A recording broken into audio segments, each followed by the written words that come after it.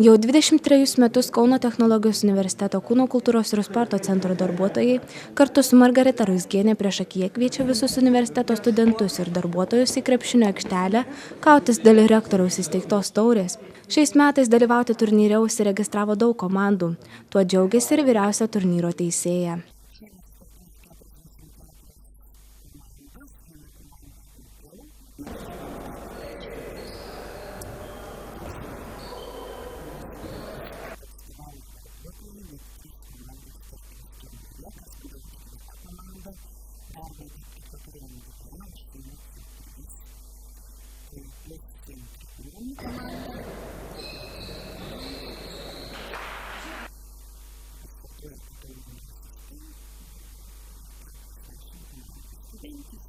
Varžybos bus vykdomos vieno minuso sistema, todėl pralaimėjusi ekipa pasitrauks iš turnyro.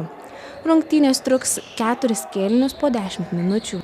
Neatvykusiai ar pavėlavusiai komandai bus įskaitomas pralaimėjimas, todėl organizatoriai prašo būti atidiems ir tinkamai pasiruošti rungtynėms.